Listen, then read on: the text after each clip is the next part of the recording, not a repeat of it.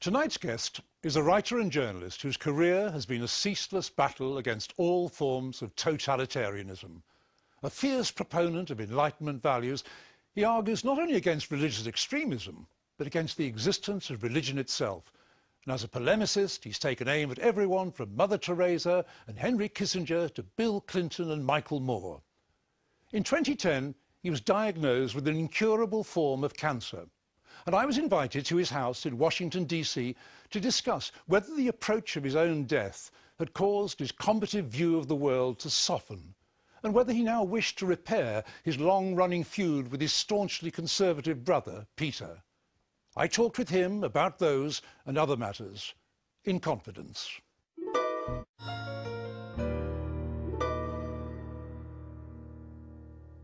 I was going to start off with some in-depth political question, but I suppose we want to get the shit out of the way. How are you feeling?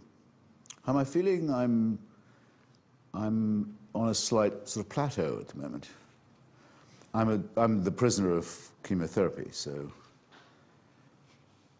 everything depends on putting poison directly into my veins. So sometimes if I don't feel terrible, I think, damn, it's not working. I mean, you want it. You want to feel you're being poisoned because you want to feel that the enemy within is also feeling bad and feeling like giving up. So today I feel reasonably fit and secretly worried that I would be better off feeling much worse. Is it directly related to mood? I mean, you actually feel physically ill and then your mood shifts with it, or? Well, you feel very tired, physically, a lot of the time, and then often very demoralizingly visited by nausea. Even when you haven't eaten anything for a long time, you think, why am I still puking? Sorry for the expression. And that's very upsetting and also very exhausting, but copable with. The worst days are the ones where you have what is informally known around the clinic as chemo brain, which is fog in the head. You don't feel up to doing much. I can read still when I've got that, but even writing a small thing is quite difficult. Those are the worst moments, because you're afraid of becoming boring to yourself and others. And in my case, because writing is, I would like to say grandly, not just what I do, but it's more like what I am. If I felt I couldn't write, it would undermine, I suppose, my will to live. Or at least it would make me wonder what the point was. You don't feel chemo brain is the worst. Do you ever have the feeling I've got to settle some scores? Oh, sure. You're racing to settle scores? Not racing, because I'd like to think I was always in a hurry. I always had a sense of urgency about doing that. No, I'll give you a morbid view of it if you like. I mean, I hate the idea that somebody like Henry Kissinger, who is what, well into his 80s now, or Pope Benedict, likewise, would live long enough to read my obituary, when I had fully intended to be writing theirs. And I make no bones about it. That's why I don't ask for sympathy, because I'm not intending to dish it out either. You've been such a successful and interesting and fascinating, provocative political analyst over the years. Thank you. I wonder what feeling you have about America today. I mean, coming here, there's a sort of sense almost that America has lost almost the will to live. It seems to be sad and lacking spirit. It seems almost as though it's rolling over and waiting to be overtaken by China and by India. Yes. The great thing about the United States and the historically magnetic effect it's had on a lot of people like me is its generosity, to put it simply. Broad-mindedness, curiosity, willingness to accept strangers, allow them to become citizens really quite easily, assimilate to their arrival. There's a tremendously cramped feeling now, mean-spirited feeling, that was very much to be detected in the last election cycle.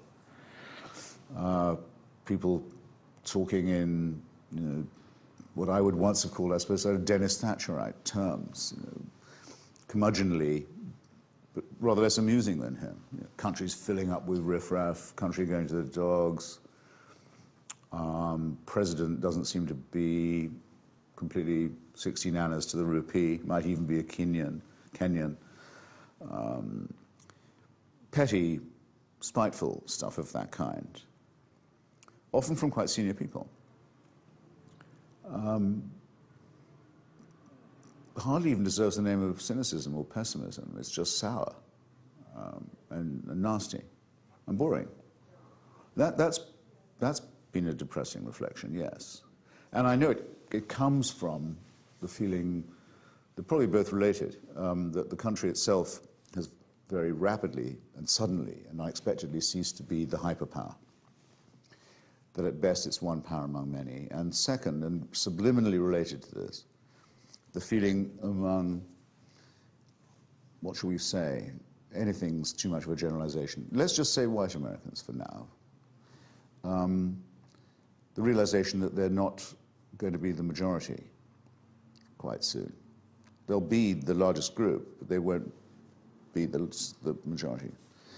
Actually, it's already true in several states, and it's going to be true in several more. And no one quite knowing how to react to that. And all of these things are going to need very careful handling and require a lot of thought and reflection. And all I know for now is that there are several tones of voice in which not to talk about it, how not to address it. And one is by saying, you know, the president is a secret Muslim, for example. Really unworthy. So. Because I remember you give it's a very moving and a very affecting and contagious account of why it was that you decided to move to America, and so many of the attributes of America which affected you, which led to your move, almost the ones I'm talking about now, as yes. Perhaps disappearing. Let's talk a little tiny bit about, I think we're back to 1981, aren't we? And Mrs. Thatcher and all the various little elements which led you to decide that America was where you wanted to be. I didn't decide actually to emigrate to the United States till 1981. I remember buying a one-way ticket and leaving Heathrow that way and deciding that I'd become an emigrant and or, well, simultaneously immigrant. But long before that, I'd felt the gravitational pull of the American planet and came in the late 60s, early 70s. And yes, it was quite nice to find oneself condemned to cliché. It really was a land of opportunity. People really would not just invite you on short acquaintance to come and meet their family or stay in their place in upstate or by the shore, but they'd mean it. If you went to a bar, you didn't have to buy matches, and a particularly mean feature of pub life in Britain. You want matches? Yeah, it'd be 5p or something. No, we haven't got any ice. Here, you have to ask them not to put so much ice in. And they wouldn't pour drinks through some wretched little optic. The barman would do his pouring for you. Whole different attitude. And so much of it, and so much room, and so much humor. Yeah, everyone's said it in their different way. I said it in mine. But these are, I mean, the ice in the drinks. I mean, of course, the skyline of Manhattan, I'm just quoting from your book. And the music as well. The music was important. Certainly. In particular, for some reason, music about air travel. Get me a ticket for an airplane. I was very gashed to see the singer of that died in Nashville the other day. That meant a lot to me when I was a kid, as did, of course, leaving on a jet plane that everyone remembers, usually at the end of some not particularly well-judged relationship. But very important was the idea in America you could just go to the airport, get on a plane. I mean, in England, the idea of making a plane journey in those days was an undertaking, a privilege, and so forth. People flew. Freedom to fly. By the way, another great thing that's become cramped, boring, miserable, humiliating now because of the Homeland Security farce and bureaucracy. Flying isn't a pleasure anymore. You don't feel free to fly at all.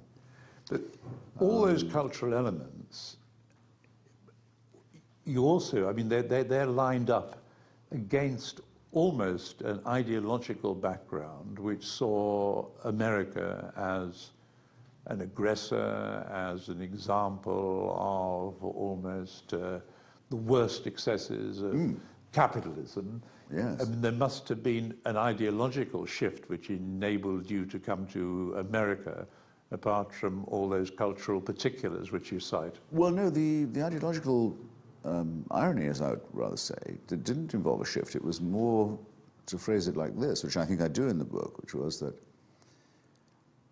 the first president I remember was President Kennedy, and I hadn't been as impressed with him as most people were, and couldn't forgive him for thinking that it was worth killing everyone in the world for a squabble over Cuba.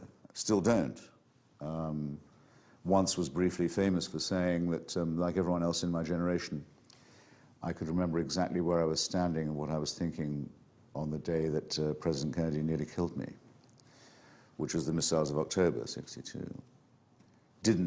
Still don't take part in the kitsch generational sense of tragedy about his departure. I think the Kennedy family generally overrated. But anyway, that gives way to me, in memory still, extraordinarily brutish looking and sounding face and voice of Lyndon Johnson and his imposing,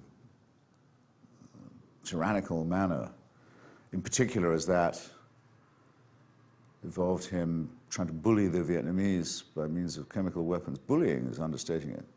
Chemical weaponry and heavy machinery into bending to his will. All of this, and the long denial to a huge proportion of the American population of the right to be considered human, really, and a terrible convulsion in the political sphere involving other assassinations, other dramas, that all this could be happening when I got here.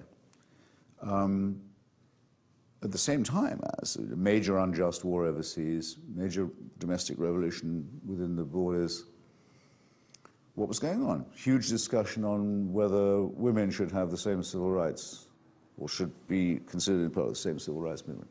Early suggestions that people of different sexual orientations might have rights too. Amazing discussions everywhere you went about every sort of psychosexual, socioeconomic, ethnic form of, people would say then, liberation was the key word then. Emancipation would be fine by me. Extraordinary that the country could manage to do all this at the same time. It was. And publish it all, and put it all in amazing movies like Easy Rider, or Bonnie and Clyde, and in imperishable rock moments and the songs of Bob Dylan. I thought, no, I could live here. I mean, my God, this is very serious. And also you had literary exemplars, didn't you? I mean, Yes. you record thinking about, well, Wilde, Auden, others who'd come here.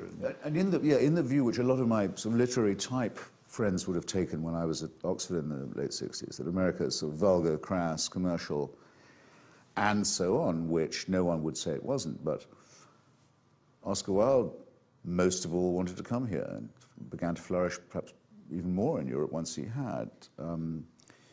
Evelyn Waugh did some of his best work here. P.G. Wodehouse decided, having moved here, he'd never even visit England again.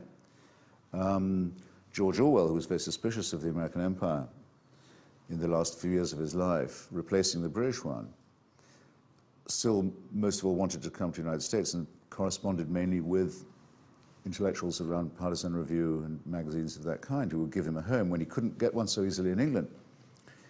So all this was amazing. It was, again, I'd stress, welcoming, generous, open-minded, broad-minded,